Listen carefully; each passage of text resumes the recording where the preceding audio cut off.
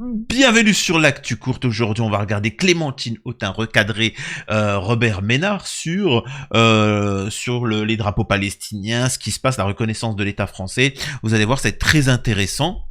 Et ensuite, on va partir du côté des pays arabes qui menacent de stopper la normalisation, la soumission avec Israël s'ils colonisaient la Cisjordanie. Bon, vous allez voir un petit peu ce qu'il en est. Donc tout ça est intéressant. On va même se faire le plaisir de regarder Bernard-Henri Lévy s'exprimer et dénoncer le gouvernement d'Israël. Et vous allez comprendre pourquoi Netanyahou a décidé de prendre la parole et ses ministres pour menacer non plus la France, non plus l'Algérie, non plus l'Iran, mais le monde entier. C'est assez fou, c'est assez incroyable, faut bien l'avouer. Et juste avant, je vous invite à vous abonner, soutenir, partager, liker. Vous connaissez la chanson pour le référencement et on peut regarder ça ensemble. Comme vous pouvez l'entendre à ma voix, il y a une certaine excitation.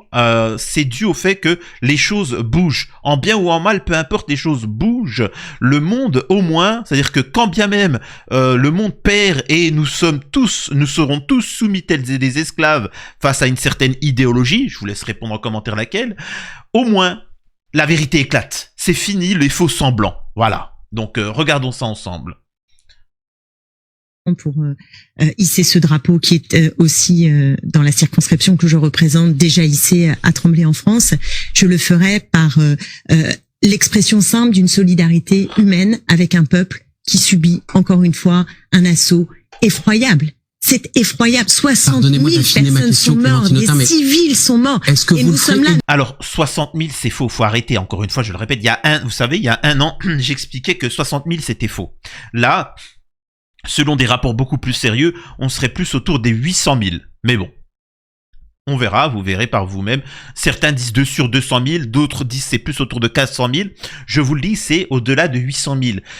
Les disparitions, en fait, il faut savoir que ils décomptent les corps qu'ils ont retrouvés, mais tout ce qui est enterré, etc. Bon, ça, ils ne le comptent pas comme un décès. Ils comptent comme disparition.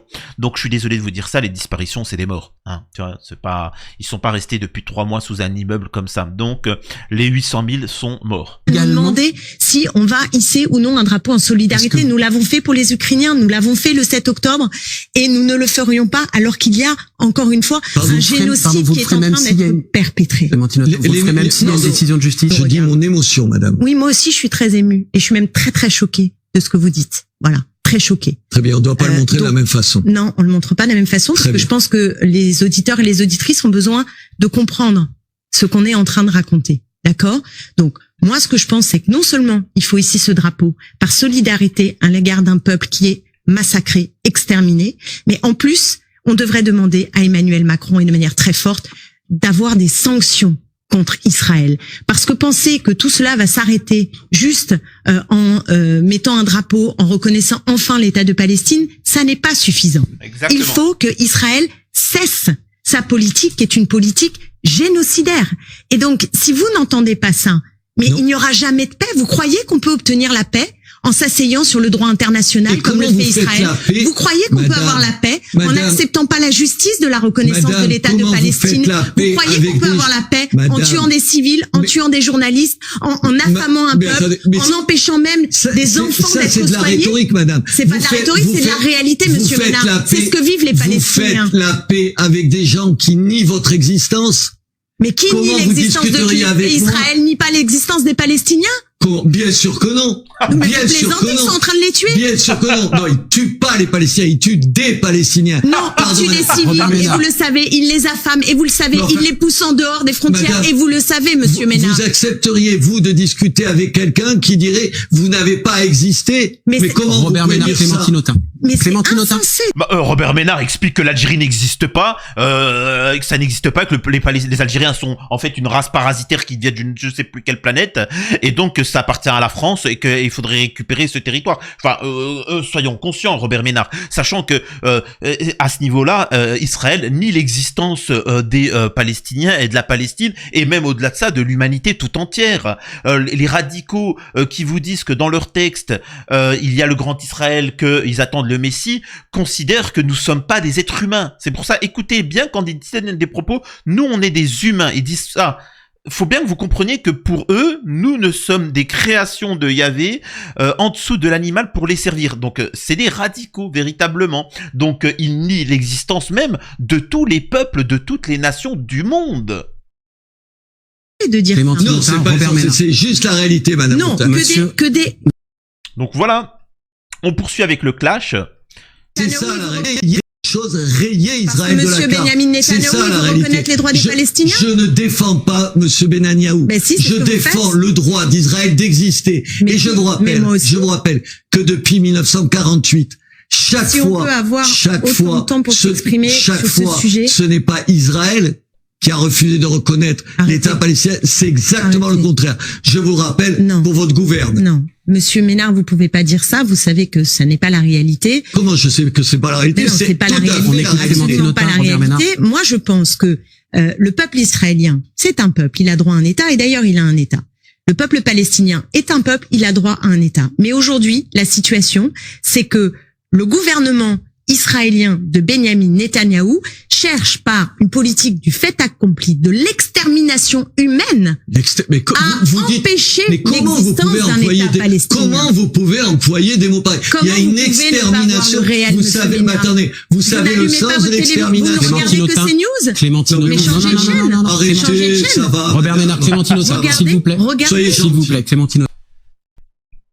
Mais dire que ce n'est pas le moment, alors que Benyamin Netanyahou, non seulement sans faire, a affamé la population, a tué des civils, a Mais vous avez assassiné des oublié le 7 journalistes. octobre, madame. et Vous alors avez oublié le 7 Mais octobre. et- Vous avez oublié Non, qui, je n'ai pas qui est oublié le 7 responsable de ce qui se passe à Gaza aujourd'hui. Mais vous avez C'est tort, monsieur Israël Ménard. ou le Hamas. Qui a commencé, si j'ose dire? Alors, je fais une petite parenthèse par rapport allez, quand bien même le monde, l'humanité n'a que commencé. Il faut bien comprendre dans l'idée de Robert Ménard, le 7 octobre, il y a eu des Israéliens qui ont perdu la vie. Il faut bien que vous compreniez une chose, c'est que des vies humaines, C'est pour ça que quand vous lui dites, ouais, mais avant, il y a quand même des millions de Palestiniens, il y a eu des massacres, la colonisation avant et après le 7 octobre. Il vous dit, oui, mais je m'en fous, moi, de ce que tu me dis. T'es en train de me parler d'animaux. Moi, je suis en train de te parler d'êtres humains. Faut bien que vous compreniez allez, on oublie les Palestiniens, ils n'existent pas, etc. On est d'accord qu'Israël a attaqué et ôté la vie à des gens du Yémen, en Iran, en Irak, en Syrie, au Liban, au Qatar, etc. Parce que c'est le grand Israël. Ce que j'essaie d'expliquer, c'est que, et ça on a pu le constater parce que dès le début je l'avais dit, les gars, je le répète, si Gaza tombe, l'humanité tombera. Faut bien comprendre qu'il ne s'agit pas de génocider seulement le peuple palestinien. Il s'agit de massacrer tout le peuple du Moyen-Orient. Après, ça fera moins, je vous dis la vérité, ça fera moins d'émotion que ce qui se passe en Palestine, parce que, à la différence, les pays arabes ont financé, ont soutenu mordicus Israël. Donc après, ce qui peut leur arriver par la suite, j'ai envie de dire, c'est un conflit entre alliés. Alors que les Palestiniens, eux, sont victimes. C'est des victimes, malheureusement, c'est injuste. Maintenant que le Qatar, que le Liban, que la Syrie et tous les pays voisins, et l'Égypte, se font envahir, bon, j'ai envie de dire, c'est vous qui avez financé Israël, faut bien le préciser. Donc voilà, c'est important de le comprendre, que ça ne s'arrêtera pas seulement avec les Palestiniens. Qui a violé des femmes? Qui a tué des enfants? Qui, madame? Mais vous savez très bien que le conflit israélo-palestinien n'est pas né le 7 octobre. Mais je vous ai jamais dit ça. Rien. Qu'est-ce qui a justifié l'intervention de l'armée israélienne à Gaza? C'est quoi le 7 octobre? Qu'est-ce qui justifie les crimes de guerre, monsieur Ménard? Une chose est d'intervenir pour se défendre, mais là, on n'est pas dans cette situation. L'armée israélienne, Benyamin Netanyahou, n'intervient pas pour se défendre. Il bafoue, il bafoue le droit international. Ils font des crimes de guerre. Ils génocident un peuple, monsieur Ménard. Mais dire que Bon, voilà, après, encore une fois, je vais pas relancer la rhétorique de dire que est-ce que le Qatar a le droit de se défendre, est-ce que l'Iran avait le droit de se défendre, et ainsi de suite. Donc, encore une fois, tout ça, c'est fait exprès. Là, Robert Ménard essaye de gagner du temps. Il ne faut surtout pas débattre avec ce genre de personnes. C'est ce qu'il cherche à faire. Est-ce que c'est un génocide ou pas? Allez, pendant 6 mois de débat. Est-ce qu'on condamne le Hamas? Pendant 6 mois, on débat. Tout ça, c'est de la perte du temps. Pendant ce temps, le génocide avance jusqu'à qu'il ne reste plus aucun Palestinien. Faut pas tomber dans le panneau de tout ça. Tout ça, c'est de la perte de temps. C'est de la stratégie. Ensuite, j'aimerais vous montrer ce passage. Alors, je vais même pas vous le montrer, je vais vous faire plaisir, hein, parce que excusez-moi, c'est Alain Finkielkraut. Je vais pas vous le faire écouter parce que je suis quelqu'un qui vous apprécie, surtout que vous êtes nombreux à vous abonner et à soutenir, donc je vais pas vous le faire écouter. Mais en résumé, il dit, j'ai honte de Itamar Ben-Gvir, Bezalel Smotrich, de Netanyahou, je me sens souillé en tant que juif, etc. Il faut savoir que pourquoi il dit ça. Il dit parce que ces abrutis sont en train de dire qu'ils vont envahir le monde leur appartient, Yahvé va venir, il va tous vous déglinguer, et l'image des Israéliens, en fait, elle est dévoilée au grand jour, quoi. Elle est dévoilée au grand jour, le projet secret n'est plus secret, et là il leur dit je vous en veux. Normalement il faut faire ça discrètement, on n'a pas encore la force nécessaire pour mettre à genoux tous les humains sur terre, et c'est pour ça que Finkielkraut leur en veut, hein. Faut bien comprendre que juste avant il expliquait que bon débarras les Palestiniens, que c'est voilà, donc là quand vous voyez des gens comme Finkielkraut dénoncer le gouvernement israélien, c'est pas par rapport au génocide, c'est du côté qui s'y sont pris de manière un peu trop ouverte, c'est ça, hein, ce qui le dérange, hein. On a aussi ce passage qui est intéressant où on apprend que l'Égypte et les Émirats Arabes Unis annoncent qu'ils vont rompre leurs relations diplomatiques avec Israël en cas d'annexion de la Cisjordanie. En fait, elle a déjà été annexée, ce qu'il raconte.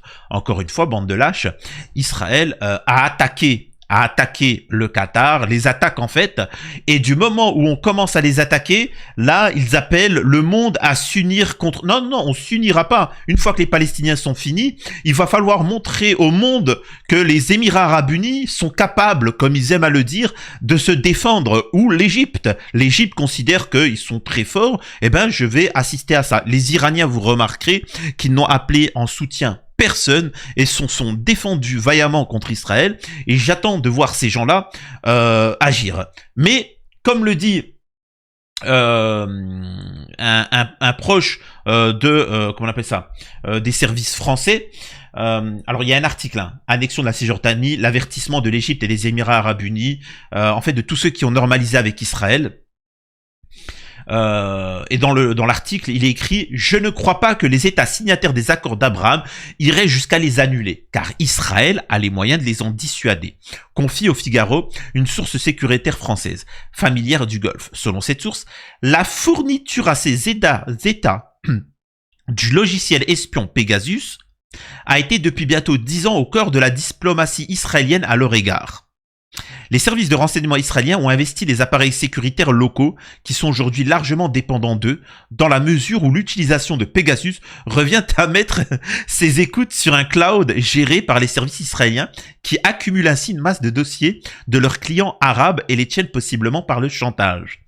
Alors pour ceux qui n'ont pas compris, il faut savoir que tous ceux qui normalisent avec Israël, c'était à une époque où les pays arabes considéraient Israël comme une nation puissante. Bon, on a vu que c'était rien sans les États-Unis et l'Occident. Et en fait, comme les pays du Golfe, ils ont normalisé, et en échange, Israël leur ont donné des petits grains à moudre, des logiciels espions, des bases, des armes, etc., leur promettant un avenir radieux. Le problème, c'est qu'en fait, c'est un pacte avec le diable. Et le pacte avec le diable ne te fait rien gagner, au contraire, tu perds. Mais ne comprenez pas, hein, c'est comme les Émirats Arabes Unis, le Qatar, l'Arabie Saoudite, tous ces pays-là pensant que ça allait leur servir. En fait, c'était un moyen de les faire écouter eux-mêmes. En fait, c'était eux qui étaient espionnés. Et donc, ils sont tenus ouvertement. Voilà ce que dit, en tout cas, l'article du Figaro. Je vous le résume, hein, je vous résume véritablement, parce que voilà, il faut aller plus vite. Et pour finir cette vidéo, on va écouter la romancière Aidé, Dominique Aidé, qui parle justement de la Palestine et de ce qui est en train de se passer. Et vous me direz en commentaire ce que vous en pensez. De très près. Et il faut que tous les pays des Nations Unies aient conscience du fait qu'il ne faut pas qu'ils achètent leur bonne conscience au prix d'une accélération de la situation sur le terrain au détriment des Palestiniens. Parce que la colonisation, c'est le mot qu'on n'entend plus du tout. Moi, je n'entends plus personne me parler de décoloniser. Il me semblait qu'en 2025, ce terme devrait passer comme lettre à la poste. On ne vous parle pas de décolonisation. On vous parle de reconnaître un État 75 ans après un périple absolument épuisant pour tous ces peuples. Effectivement. Alors, il faut savoir que la liberté, elle s'arrache, hein. Elle ne se donne pas. Et donc, effectivement, on parle pas de décolonisation, on parle de reconnaissance d'un État. Oui, d'accord, mais la décolonisation, on en est à où dans ce domaine-là? Pardonnez-moi, comme je sais que mon temps va être fatalement limité, je vais en disposer au maximum. Je vous réponds bien sûr là-dessus, mais je reviens aux Palestiniens. Pourquoi? Parce que j'ai tâché de tenir tous les bouts depuis le 7 octobre, mais je ne peux pas aujourd'hui me concentrer sur l'inquiétude que peuvent avoir légitimement les Israéliens, parce que mon inquiétude, à l'heure qu'il est, elle va à la plus grande urgence. Et ce n'est pas un instinct nationaliste qui me fait parler, j'en ai très peu. J'en ai si peu que je ne sais pas à quoi j'appartiens. Mais j'appartiens encore, pour l'instant, tant qu'elle existe, à l'humanité. Et actuellement, on est dans une situation d'une urgence telle, c'est-à-dire qu'à l'instant où nous parlons, et où j'ai un peu honte de faire des phrases bien construites, qui tiennent la route, parce que là-bas, plus rien ne tient la route. Les gens sont dans une situation catastrophique. Et ça, les gens cravatés aux Nations Unies doivent aussi le savoir, qu'ils n'achètent pas uniquement leur bonne conscience, qu'ils ne se disent pas, on a pris à la dernière minute le bon chemin de l'histoire. L'histoire, c'est long. Avec ça la commence reconnaissance. en 48 et on ne sait pas où ça va. Et il faut se la coltiner si on veut ménager un peu d'avenir à l'humanité. Je me permets un point parce que peut-être des gens vous connaissent pas. Vous n'avez pas une humanité sélective. Vous avez fait partie de ceux qui ont écrit les plus belles lignes aussi sur ce drame du 7 octobre.